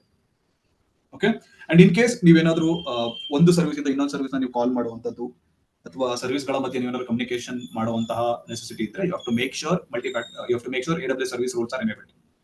Okay, and programmatic access like CLI ಮುಖಾಂತರ access ಮಾಡಕ್ಕೆ ಅಥವಾ software development kit ಮುಖಾಂತರ access ಮಾಡಕ್ಕೆ ಏನಾದ್ರೂ ಅಂತ necessity ಇದ್ರೆ, you can make use of the access keys. ಆಯ್ತಾ? and you will have to audit the permissions of your account. Credentials report ಮತ್ತೆ access advisor ಎಲ್ಲ ಇದೆಯಲ್ಲ, ಅದ್ರ ಮುಖಾಂತರ ನೀವು ರೆಗ್ಯುಲರ್ ಆಗಿ monthly once or 2 months once ನೋಡ್ತಾ ಇರಬೇಕು ಯಾವ ಯೂಸರ್ ಯಾವ ಸರ್ವಿಸ್ ಆಕ್ಸೆಸ್ ಮಾಡ್ತಿದ್ದಾರೆ, ಯಾವ್ಯಾರು ಕ್ರೆಡೆನ್ಷಿಯಲ್ಸ್ ನ ಯಾವ್ಯಾವಾಗ ರಿನ್ಯೂ ಮಾಡ್ಕೊಂಡಿದ್ದಾರೆ, ಯಾವ್ಯಾವ ಕ್ರೆಡೆನ್ಷಿಯಲ್ಸ್ ಎಕ್ಸ್ಪೈರ್ ಆಗ್ತಾ ಇದೆ, ಯಾವ್ಯಾವ ಯೂಸರ್ ಯಾವ್ಯಾವ ಲಾಗಿನ್ ಆಗ್ತಿದ್ದಾರೆ, ಇದನ್ನೆಲ್ಲ ನಿಮಗೆ ಡೀಟೇಲ್ಸ್ ನ ತಿಳ್ಕೋಬೇಕು ಅಂದ್ರೆ you can make use of this auditing permissions. Credentials report ಮತ್ತೆ ಆಕ್ಸೆಸ್ ಅಡ್ವೈಸರ್ ಮೂಲಕ ಇದನ್ನೆಲ್ಲ ತಿಳ್ಕೋಬಹುದು. ಆಯ್ತಾ? ನಾವು coming to the shared responsibility. ನಿಮ್ಮ ರೆಸ್ಪಾನ್ಸಿಬಿಲಿಟಿ ಏನು, AWS ರೆಸ್ಪಾನ್ಸಿಬಿಲಿಟಿ ಏನು ಅಂತ ತಿಳ್ಕೊಳ್ಳೋಣ. ಸೊ AWS ಅವರು ಏನು ಹೇಳ್ತಾರೆ, ಆಸ್ ಯೂಶುವಲ್ ನಾವು ನೀವು ಇನ್ಫ್ರಾಸ್ಟ್ರಕ್ಚರ್ ಕೊಡ್ತೀವಿ, ಗ್ಲೋಬಲ್ ನೆಟ್ವರ್ಕ್ ಸೆಕ್ಯೂರಿಟಿ ಎಲ್ಲ ಪ್ರೊವೈಡ್ ಮಾಡ್ತೀವಿ ಅಂತ ಹೇಳ್ತಾರೆ. Also configuration and vulnerability analysis ಕೂಡ ನಾವು ಮಾಡ್ತಿರ್ತೀವಿ. ಅಂದ್ರೆ ಇನ್ ಕೇಸ್ ನೀವು ಯಾವುದೋ ಒಬ್ಬ ಯೂಸರ್ಗೆ ಫುಲ್ ಪರ್ಮಿಷನ್ಸ್ ಕೊಟ್ಬಿಟ್ಟಿರ್ತೀರಾ, ಕಂಪ್ಲೀಟ್ ಆಕ್ಸೆಸ್ ಕೊಟ್ಬಿಟ್ಟಿರ್ತೀರಾ, AWS will review this permission and it will alert you. ನೋಡಿ, ಈ ಪರ್ಟಿಕ್ಯುಲರ್ IAM ಯೂಸರ್ ಗೆ ಫುಲ್ ಪರ್ಮಿಷನ್ಸ್ ಕೊಟ್ಟಿದ್ದೀರಾ, ಫುಲ್ ಆಕ್ಸೆಸ್ ಕೊಟ್ಟಿದ್ದೀರಾ. If it is not the desired permission which you're giving, please recheck ಅಂತ ನಿಮಗೆ ತೋರಿಸ್ತಾ ಇರುತ್ತೆ. So basically it will make sure your account is always secure. ಮತ್ತೆ compliance validation as usual security standards ಗಳನ್ನೆಲ್ಲ AWS ಅವರು ಅವ್ರ ಕಡೆಯಿಂದ ಮೀಟ್ ಮಾಡಿರ್ತಾರೆ. ಆಯ್ತಾ? Then coming to you as a AWS user, what are your responsibilities? User create ಮಾಡೋದು, group create ಮಾಡೋದು, rules policies ಇದನ್ನೆಲ್ಲ ಮ್ಯಾನೇಜ್ ಮಾಡೋದು, ಮಾನಿಟರ್ ಮಾಡೋದು, ಇದೆಲ್ಲ as a AWS user it's your responsibility. ಆಯ್ತಾ. ಸೊ ನೀವು ಯಾವುದೊಂದು ಗ್ರೂಪ್ ಅಥವಾ ಯೂಸರ್ ಗಳನ್ನೆಲ್ಲ ಕ್ರಿಯೇಟ್ ಮಾಡಿ ನೀವು ಅದಕ್ಕೆ ಟೈಮ್ ಟು ಟೈಮ್ ಪರ್ಮಿಷನ್ಸ್ ಕೊಡೋದು, ಪರ್ಮಿಷನ್ ಅಪ್ಡೇಟ್ ಮಾಡೋದು, ಇದೆಲ್ಲ ನಿಮ್ಮ responsibility. Okay. Next, enabling multifactor authentication. So AWS ಅವರೊಂದು ಫೀಚರ್ ನ ಪ್ರೊವೈಡ್ ಮಾಡ್ತಾರೆ ನೋಡಿ, ಮಲ್ಟಿಫ್ಯಾಕ್ಟರ್ ಅಥೆಂಟಿಕೇಶನ್ ಅನ್ನೋದು ಇದೆ, ಬೇಕಾದ್ರೆ ಯೂಸ್ ಮಾಡ್ಕೊಳ್ಳಿ ಅಂತ ಹೇಳ್ತಾರೆ, but you should make use of multifactor authentication. Then rotating keys, ಅಂದ್ರೆ ನೀವು ಏನೇ ಒಂದು ಪಾಸ್ವರ್ಡ್ ನ ಜನರೇಟ್ ಮಾಡಿರ್ತಾರಲ್ಲ for all the IAM users, you have to make sure those passwords are getting renewed on regular basis, 6 months once or 3 months once. Password ಗಳನ್ನ renew ಮಾಡ್ತಾ ಹೋಗ್ಬೇಕು. So that is what rotating the keys. ಆಯ್ತಾ. Then ನೀವು ಏನೇ ಒಂದು permission ನ ಕೊಡಬೇಕು ಅಂದ್ರೂ you have to make sure you can use IAM tools to provide permissions. ಈಗ ನಾವು ಹೇಗೆ ಅವತ್ತೊಂದು ಪಾಲಿಸಿ ಜನರೇಟರ್ ಅನ್ನುವಂತಹ ಒಂದು ಟೂಲ್ ನ ಯೂಸ್ ಮಾಡಿಕೊಂಡು ನಮ್ಮ ಬಕೆಟ್ಗೆ ಒಂದು ಪಾಲಿಸಿ ಕೊಟ್ಟವಲ್ಲ, ಅದೇ ತರ ನಿಮ್ಮ IAMಗೂ ಕೂಡ ನೀವು ಕೆಲವು ಟೂಲ್ಸ್ ಗಳನ್ನ ಯೂಸ್ ಮಾಡಿಕೊಂಡು ಪರ್ಮಿಷನ್ ನ ಕೊಡಬಹುದು. ಆಯ್ತಾ. And making use of your access analyser and your credentials report, you will have to review the access and review the permissions, whatever you are giving to the employees of your company. Okay. So these are certain roles and responsibilities of you whenever you are using AWS IAM. Aita. So that is all about your IAM. Okay. So in other questions, doubts, queries,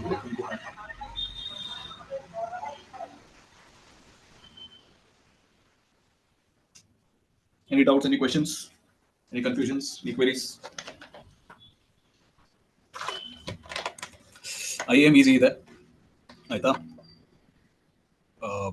ಏನಿಲ್ಲ, just user create ಮಾಡೋದು, permission ಕೊಡೋದು ಅಷ್ಟೇ. Permission ಹೇಗೆ ಕೊಡೋದು ಅನ್ನೋದು ನಾಳೆ ನಾವು ತಿಳ್ಕೊಳ್ಳೋಣ ಲ್ಯಾಬ್ ಮಾಡಿ. ಇದ್ರಲ್ಲಿ ಜಾಸ್ತಿ ಏನು ಡೌಟ್ಸ್ ಯೂಸ್ ಮಾಡಿ ನಾವು ಇದನ್ನ ಕೊಡ್ತೀವಲ್ಲ. ಸಾರಿ ಇಲ್ಲ, JSON ಯೂಸ್ ಮಾಡ್ತೀವಿ. ಜಾವಾಸ್ಕ್ರಿಪ್ಟ್ ಏನಾದರೂ ಇದಕ್ಕೆ ಬೇಕಾ? ಇಲ್ಲ, ಜಾವಾಸ್ಕ್ರಿಪ್ಟ್ ಯೂಸ್ ಮಾಡಲ್ಲ. JSON ಫಾರ್ಮ್ಯಾಟ್ ನ ನಾವು ಯೂಸ್ ಮಾಡ್ತೀವಿ ಅಷ್ಟೇ. ಓಕೆ. ಆಕ್ಚುಯಲ್ ಜಾವಾಸ್ಕ್ರಿಪ್ಟ್ ಕೋಡ್ ಎಲ್ಲ ಬರೆಯಕ್ಕೆ ಹೋಗಲ್ಲ. We just use that format ಅಷ್ಟೇ ಟು ಪ್ರೊವೈಡ್ ಪರ್ಮಿಷನ್. ಓಕೆ. ಆಮೇಲೆ ಡಿವೈಸಸ್ ಗೆ ಏನಾದರೂ ಪಾಲಿಸೀಸ್ ಇರುತ್ತಾ? ಈಗ ಆಕ್ಟಿವ್ ಡೈರೆಕ್ಟರಿ ನಲ್ಲಿ ಇತ್ತಲ್ಲ ಆ ಟೈಪ್. ಈಗ ಯೂಸರ್ಸ್ ಗೆ ಹೇಳಿದ್ರಿ, ಡಿವೈಸಸ್ ಗೆ ಏನಾದರೂ ಡೊಮೈನ್ ಜಾಯಿನ್ ಆ ತರ ಏನಾದರೂ ಇದೆಯಾ IAM ನಲ್ಲಿ? ಅರ್ಥ ಆಗಿಲ್ಲ. ಈಗ ಆಕ್ಟಿವ್ ಡೈರೆಕ್ಟರಿ ನಲ್ಲಿ ನಾವು ಡಿವೈಸಸ್ ಡೊಮೈನ್ ಗೆ ಜಾಯಿನ್ ಮಾಡ್ತೀವಲ್ಲ. ಓಕೆ. ಈಗ ಲೆಟ್ಸ್ ಸೇ ನೀವೇನಾದ್ರೂ ಕೆಲವು ಟೂಲ್ಸ್ ಗಳನ್ನ ಆಕ್ಸೆಸ್ ಮಾಡಬೇಕು ಅಂದ್ರೆ ನಿಮ್ಮ ಲ್ಯಾಪ್ಟಾಪ್ ಇಂದ ಮಾತ್ರ ಆಕ್ಸೆಸ್ ಮಾಡಬೇಕು. You can't access it from phones or any personal laptops ಅಲ್ವಾ? ಅದನ್ನ no, you can't white list devices, but white list IP address ನ ಬೇಕಾದ್ರೆ ಮಾಡ್ಕೋಬಹುದು. ಡಿವೈಸ್ IAM ಇಂದ ಮಾಡಬಹುದು. ಎಸ್ IP ಅಡ್ರೆಸ್ ಮಾಡ್ಕೋಬಹುದು, ಬಟ್ ಡಿವೈಸಸ್ ಮಾಡಕ್ಕಾಗಲ್ಲ. ಡಿವೈಸಸ್ ಮಾಡಬೇಕು ಅಂದ್ರೆ ನೀವು ಆಕ್ಟಿವ್ ಡೈರೆಕ್ಟರಿ ಮೂಲಕನೇ ಹೋಗಬೇಕು. Okay, it is not a replacement of Active Directory basically. No, it is definitely not a replacement of Active Directory. There are similar features ಅಷ್ಟೇ, but it is not 100% the same. So ಇದರೊಳಗೆ users and groups ಬರುತ್ತೆ, devices ಬರಲ್ಲ. No. Yes, devices ಬರಲ್ಲ ಇದರಲ್ಲಿ. Okay, got it. Sir, ಇನ್ನೊಂದು active directory users sync ಆಗುತ್ತೆ ಇದರಲ್ಲಿ, like we do in other IDP. It is left to you again. ನೀವು time to time sync ಮಾಡಬೇಕು ಅಂದ್ರೆ you can sync, or else you can restrict. ಈಗ ಎಲ್ಲ ಯೂಸರ್ಸ್ಗೂ sync ಆಗಬೇಕಾ ಅಥವಾ only selected users ಮಾತ್ರ ನೀವು ಇದಕ್ಕೆ ಸಿಂಕ್ ಮಾಡಬೇಕಾ? That is again left you. Yes, it will sync, but it is left to you how often you want to sync or only which particular users you want to sync ಅಂತ. ಅದರೋಸ್ಕರ separate configuration ಇದಾವ sir? ಇಲ್ಲಿ IAM ಅಲ್ಲಿ ಏನು ನೀವು ಮಾಡಲ್ಲ, ಅದನ್ನ direct ನೀವು ಎಲ್ಲ ಆಕ್ಟಿವ್ ಡೈರೆಕ್ಟರಿ ಅಲ್ಲೇ ಮಾಡ್ಕೋತೀರಾ. ಅದನ್ನ IAM ಅಲ್ಲಿ ಏನು ಮಾಡಲ್ಲ. IAM ಅಲ್ಲಿ you will just create roles and in the active directory you will just add the users ಅಷ್ಟೇ. ಲೆಟ್ಸ್ ಸೇ ಇಮೇಲ್ ಐಡಿ ಇರುತ್ತಲ್ಲ ಪರ್ಟಿಕ್ಯುಲರ್ ಎಂಪ್ಲಾಯ್, ಅದನ್ನ ಅಥವಾ ಇಮೇಲ್ ಇದು ಪರ್ಟಿಕ್ಯುಲರ್ ಯೂನಿಕ್ ಐಡಿ ಏನಾದ್ರು ಇದ್ರೆ ಅದನ್ನ ನೀವು ಜಸ್ಟ್ ಆಡ್ ಮಾಡ್ತೀರಾ ಅಷ್ಟೇ. So as soon as you add, that particular permission will be applied and the particular user will be able to authenticate in the AWS account. So AWS ಅಲ್ಲಿ ಅದರೋಸ್ಕರ ಏನು separate configuration ಮಾಡೋದಿಲ್ಲ? I mean the link between ID and AWS. So basically ನೀವು ಏನ್ ಮಾಡ್ತೀರಾ, ಒಂದು role ನ create ಮಾಡ್ತೀರಾ ಅಷ್ಟೇ. AWS ಅಕೌಂಟ್ ಒಂದು ರೋಲ್ ನ ಕ್ರಿಯೇಟ್ ಮಾಡ್ತೀರಾ and that particular role will be provided necessary permissions. ಈಗ ಲೆಟ್ಸ್ ಸೇ ಬರೀ EC2 ಮಾತ್ರ ಆಕ್ಸೆಸ್ ಕೊಡಬೇಕಾ, ಆ ರೋಲ್ಗೆ ನೀವು ಆಕ್ಸೆಸ್, ಆ ರೋಲ್ಗೆ ನೀವು ಪರ್ಮಿಷನ್ ಕೊಡ್ತೀರಾ. And whenever you create the user in the active directory, that particular role will be attached to the user ಅಷ್ಟೇ. ನೀವು ಓಕೆ. ಸೊ ಅದೇ ಕಾನ್ಫಿಗರೇಷನ್ ನಾಳೆ ತೋರಿಸ್ತಾರಲ್ಲ, ಹೌ ವಿ ಕಾನ್ಫಿಗರ್ ದಟ್ ಅಂತ. ಆಕ್ಟಿವ್ ಡೈರೆಕ್ಟರಿ ಮಾಡಕ್ ಹೋಗಲ್ಲ. No, Active Directory will not be doing, but other things, yes. On the AWS, you will do it. Yes, from the AWS, and yes, everything will be done. Okay. So basically, ಏನು ಮಾಡ್ತೀರಾ, roll ನ create ಮಾಡ್ತೀರಾ, ರೋಲ್ಗೆ ನೀವು permission ನ provide ಮಾಡ್ತೀರಾ ಅಷ್ಟೇ. And that role will be attached to the whatever user you create in the active directory. ಆಯ್ತಾ? So active directory ಮೂಲಕನೇ ಅದನ್ನ ಅಟ್ಯಾಚ್ ಮಾಡೋದು ನಾವು ರೋಲ್ನು ಕೂಡ ಯೂಸರ್ಗೆ. ಬಟ್ ಅದೇ ಸರ್, ಆಕ್ಟಿವ್ ಡೈರೆಕ್ಟರಿ ಕಾನ್ಫಿಗರೇಷನ್ಸ್ ನ ಎಲ್ಲಿ ಸೇವ್ ಮಾಡ್ತೀವಿ ಅದು ಕೇಳೋದಿತ್ತು ನನಗೆ. ಅಲ್ಲಿ ಸೇವ್ ಎಲ್ಲೂ ಮಾಡಲ್ಲ, ಬಟ್ ಅದೇ ಒಂದು ರೋಲ್ ಇರುತ್ತೆ, ಆ ರೋಲ್ ನ ನೀವು ಅಟ್ಯಾಚ್ ಮಾಡ್ತೀರಾ ಅಷ್ಟೇ ಇನ್ ಆಕ್ಟಿವ್ ಡೈರೆಕ್ಟರಿ. ಅಷ್ಟೇ. AWS ಎಂಡ್ ಅಲ್ಲಿ ನೀವು ಜಾಸ್ತಿ ಕಾನ್ಫಿಗರೇಷನ್ಸ್ ಮಾಡಲ್ಲ. So whatever the authentication has to be done, that will be, since it will be done in the Active Directory itself, you will not be doing any too many configurations in the AWS account. Okay. Just ಒಂದು So role create ಮಾಡಿಕೊಳ್ಳೋದಷ್ಟೇ. authentication AD ಮಾಡುತ್ತೆ, correct sir? Yes, exactly. AD authentication ಮಾಡ್ಬಿಟ್ಟು redirect ಆಗುತ್ತೆ AWS ಅಲ್ಲಿ. Exactly, correct. SSO ಗೊತ್ತಲ್ವಾ ನಿಮಗೆ, single sign on Yes, ಗೊತ್ತಲ್ವಾ? yes sir. Yes, with the help of that you'll be authenticated and you'll be redirected to the AWS console directly. So SSO configuration now as a separate, that is a separate topic. Again, SSO configuration ಕೂಡ that can be done in this one itself. ನೀವು Active Directory ಅಲ್ಲೇ ಮಾಡ್ಕೋಬಹುದು. Okay. Yeah.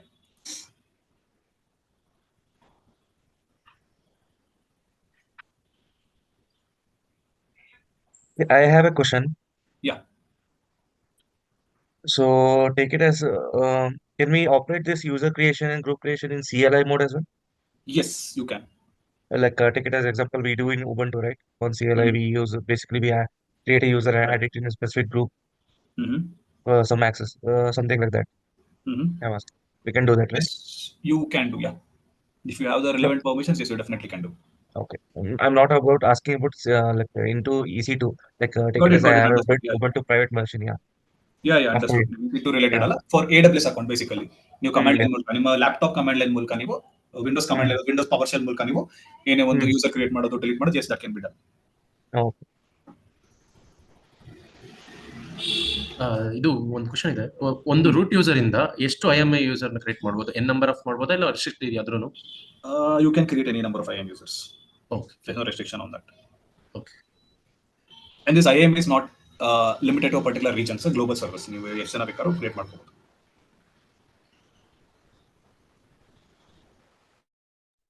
Sir, ಈಗ content ಇರುತ್ತೆ ಆ bucket ಅಲ್ಲಿ. So ಅದನ್ನ ಈಗ ಒಂದು ಬಕೆಟ್ ಇಂದ ಇನ್ನೊಂದು ಬಕೆಟಿಗೆ ಮೂವ್ ಮಾಡ್ತೀವಲ್ವಾ?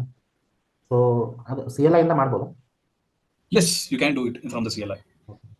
So basically, ಈ CLI ನ ಏನಕ್ಕೆ ಯೂಸ್ ಮಾಡ್ತೀವಿ ಅಂದ್ರೆ to do any of the activities quickly. ಈಗ ನಾವು ಕನ್ಸೋಲ್ ಹೋಗಿ ಕಾಪಿ ಮಾಡ್ಕೊಂಡು ಇನ್ನೊಂದು ಬಕೆಟಿಗೆ ಪೇಸ್ಟ್ ಮಾಡೋದು, ಅಥವಾ ಒಂದು ಸರ್ವಿಸ್ ಇನ್ನೊಂದು ಸರ್ವಿಸ್ ಆಕ್ಸೆಸ್ ಮಾಡೋದು. Let's say for example EC2 create ಮಾಡೋದೇ ತಗೊಳ್ಳಿ.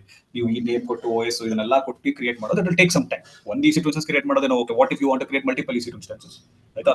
ಸೊ ಈ ತರ ರಿಪೀಟೇಟಿವ್ ಆಕ್ಟಿವಿಟೀಸ್ ಏನಿರುತ್ತೆ, ಮ್ಯಾನ್ಯುಯಲ್ ಆಗಿ ಜಾಸ್ತಿ ಮಾಡುವಂತ ಆಕ್ಟಿವಿಟೀಸ್ ಗಳು ಏನಾದ್ರು ಇದ್ರೆ, ಟೈಮ್ ಕನ್ಸ್ಯೂಮಿಂಗ್ ಆಕ್ಟಿವಿಟೀಸ್ ಗಳನ್ನ ಇದ್ರೆ, ಅಂತ ಸಿಚುಯೇಷನ್ ಗಳಲ್ಲಿ ನಾವು ಏನ್ ಮಾಡ್ತೀವಿ, CLI ಮುಖಾಂತರ ಆಕ್ಟಿವಿಟೀಸ್ ಗಳನ್ನ ಮಾಡಕ್ಕೆ ಸ್ಟಾರ್ಟ್ ಮಾಡ್ಕೋತೀವಿ, where certain activities will be automated and will be done quickly.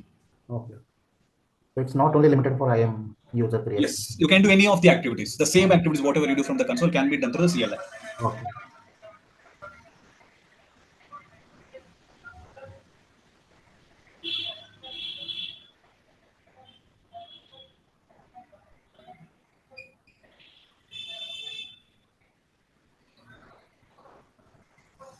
Okay.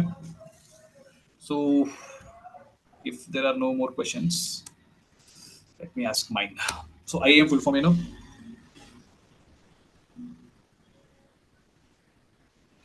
Identity and access management. Identity and access management ಅಂತ ಕರೀತೀವಿ, ಆಯ್ತಾ? What are the 3 different types of policies that are available in AWS? AWS managed policy, inline policy, And customer. no, the other. Okay, what is the difference between customer managed policy and AWS managed policy?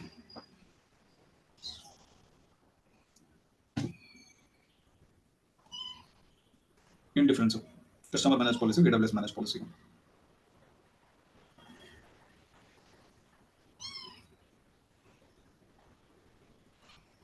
Managed policy is like a standalone policy. Customer managed is standalone policy created by the user. Exactly. So these are the custom passwords which are created by the AWS users. Okay. Can you elaborate it actually? Okay. So AWS managed policies iruttala, these are the policies which are predefined in the AWS account itself. Already available iruttave. These are the standard policies. Idanna ನಾವು just use ಮಾಡ್ಕೋಬೇಕಷ್ಟೇ. Already ಇರುತ್ತೆ, ನಾವು ಇದನ್ನ use ಮಾಡ್ಕೋತೀವಿ. ಈ customer manage policies ಹೇಗೆ ಅಂದ್ರೆ ನಾವೇ create ಮಾಡ್ಕೋಬೇಕು ಇದನ್ನ. These are not predefined or already available in the AWS account. We will be creating on our own based on our requirement. ನಮಗೆ ಯಾವ ತರ ಬೇಕಾದ್ರೆ ಮಾಡಿಫಿಕೇಶನ್ಸ್ ಮಾಡ್ಕೊಂಡು ನಾವು ಕ್ರಿಯೇಟ್ ಮಾಡ್ಕೊಳ್ಳುವಂತ ಪರ್ಮಿಷನ್ಸ್ ಇದೆ. These are customer managed policies.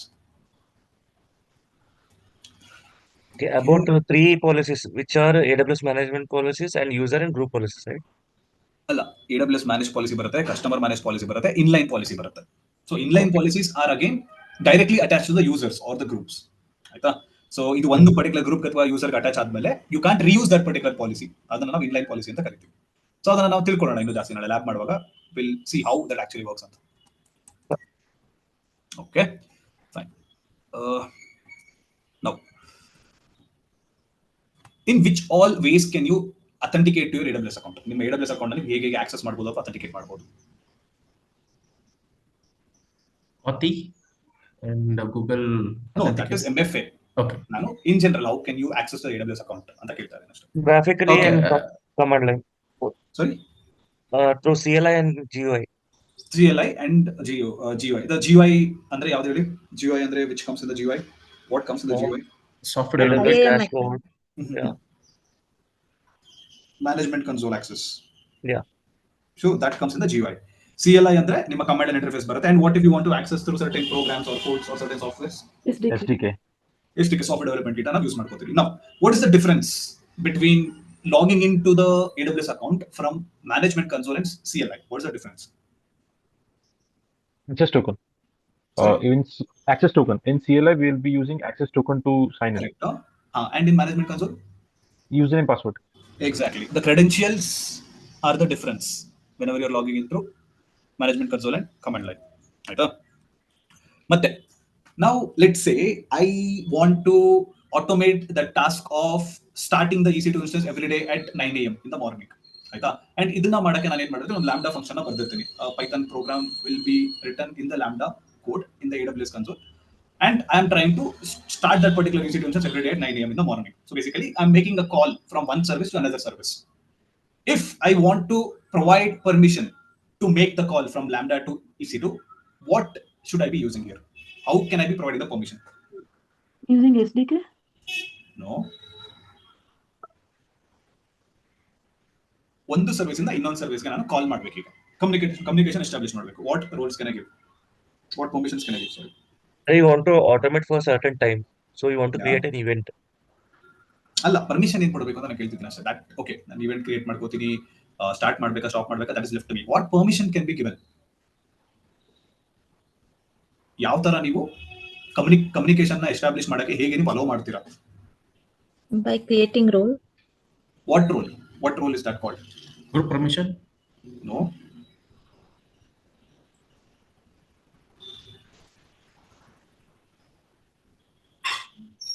What is that role called? Services ಗಳ ಮಧ್ಯೆ ನೀವು ಕಮ್ಯುನಿಕೇಶನ್ ಎಸ್ಟಾಬ್ಲಿಷ್ ಮಾಡಬೇಕು ಅಂದ್ರೆ ಯಾವ ರೋಲ್ನ ಯೂಸ್ ಮಾಡ್ತೀರಾ?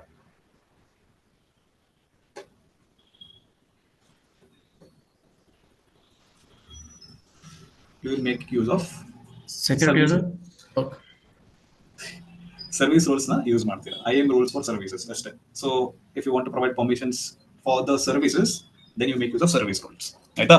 Next, let's say I want to see or review how many IAM users are in my AWS account and when did they last use their password to log in. ಅದನ್ನ ನಾನು ಇಲ್ಲಿ ತಿಳ್ಕೋಬಹುದು. Using what tool can I get that information? IAM security rules. No. ಬೇರೆ?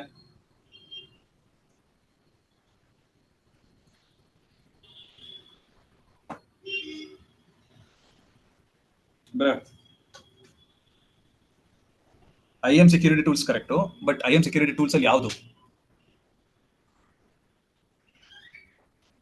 Using which IAM security tool can I get the information about all the users in my AWS account and their login activity? ಯಾವುದು? Credential report. Exactly. ನೀವು credentials report ನ use ಮಾಡಿಕೊಂಡು ನೀವು details ಗಳನ್ನ ತಿಳ್ಕೊತೀರಾ. What if I want to get the service details, which ever service is being access by which IAM user, ಅದನ್ನ ನಾನು ಹೇಗೆ ತಿಳ್ಕೊಳ್ಳೋದು? Which service was being access by which particular user, ಯಾವ ಯೂಸರ್ ಯಾವ ಸರ್ವಿಸ್ ನ ಜಾಸ್ತಿ ಆಕ್ಸೆಸ್ ಮಾಡ್ತಿದ್ದಾರೆ, last ಯಾವ್ದು ಆಕ್ಸೆಸ್ ಮಾಡೋದು, ಇದನ್ನೆಲ್ಲ ಹೇಗೆ ನಾನು ತಿಳ್ಕೊಳ್ಳೋದು? Which tool can I use for that? ಬೇಗ ಅದ್ರ ಕೆಳಗಡೆನೇ ಇತ್ತು ಸ್ಲೈಡ್ ಅಲ್ಲಿ, advisory, access advisor. Okay, so ಈ ತರ ಟೂಲ್ಸ್ ಗಳ ಮೂಲಕ ನಾವು ತಿಳ್ಕೊಬಹುದು ನಮ್ಮ ಅಕೌಂಟ್ ಡೀಟೇಲ್ಸ್ ಗಳನ್ನು. Okay fine, let's drop off for the day. ನಾಳೆ ಮತ್ತೆ ಕನೆಕ್ಟ್ ಆಗೋಣ. Let's perform lab on this. Will get more insights. Easy ಇದೆ, like I told you don't have to crack too much of your mind in this. So it's easy. So let's connect tomorrow and perform that. Slide Fine then. Sorry? Slide ಕಳಿಸ್ತೀರಾ ಅದು? ಹಾ, ಕಳಿಸ್ತೀನಲ್ಲ, ಎಲ್ಲ slide ಕಳಿಸ್ತಿದ್ದೀನಲ್ಲ. Okay. Session ಆಗಿದೆ. Yeah, this also I'll listen. Okay, fine then. Thank you all. Have a nice day. Let's catch up tomorrow. Bye bye. Sure. Thank you. Have a great day. Thank you.